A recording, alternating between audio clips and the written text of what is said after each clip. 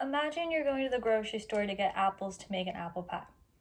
So, when you get there, you see all these different types of apples, the different brands, the different sizes, the different colors, and you start to wonder which apple is going to be best. Will one taste sweeter than the other? Is red better than green? So, with all this, it becomes starts to kind of become overwhelming. You don't know which is going to be the best apple to use. This is very similar to the process of getting a dog. So, there are lots to consider when it comes to getting the perfect dog for you.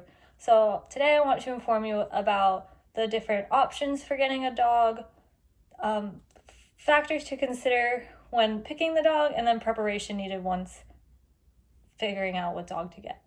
So, first, I want to talk about the different ways or options you can use to get a dog. So, first is there are two different ways. There's getting a dog from a breeder or adopting a dog from a shelter. So there are pros and cons to both of these options. It's pretty much just whichever you think would be best for you.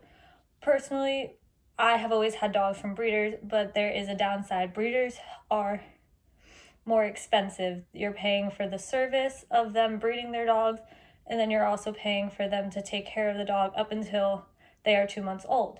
You cannot get the dog up until they are 2 months old from a breeder. However, at the shelter, it costs less. I think there is probably like a $50 minimum, I think.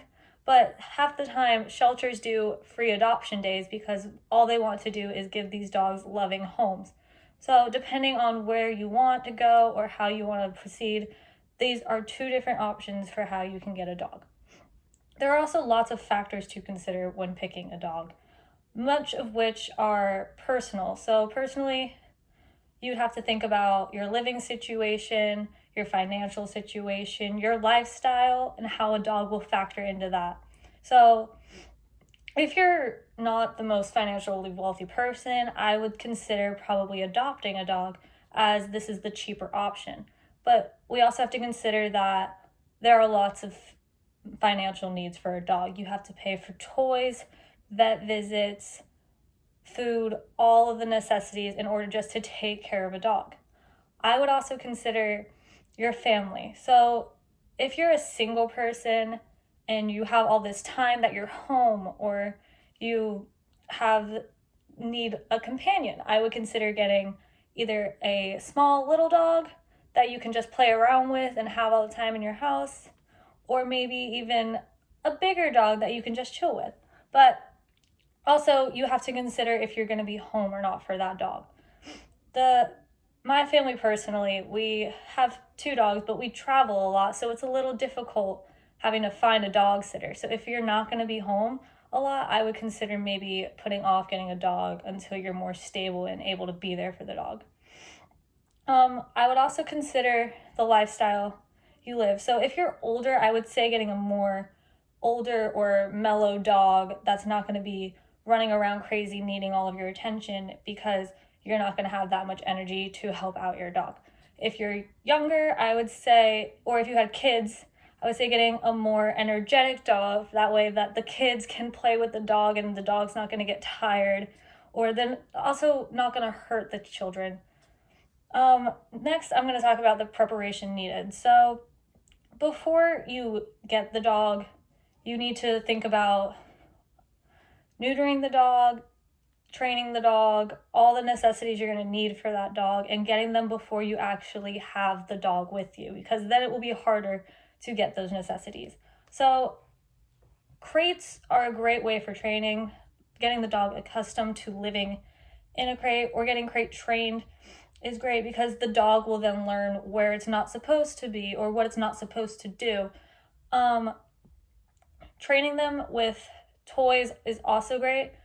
I know my dogs, they like to destroy toys, and sometimes, getting toys and then teaching them to be nice and gentle will also help them learn to be nicer with people or other little dogs. Treats are a great way to help train dogs. Giving them a treat when they do a good behavior is a great example of how to reinforce a dog's behavior and get them to train. Spaying and neutering is something that is personal and considered by everybody.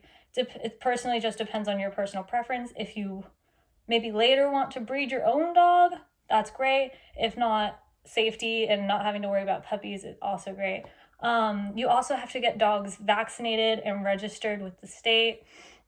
These are all very important things to take into account when considering to get a dog. If you have the time, money, and energy for all of that, then I think it's a great option.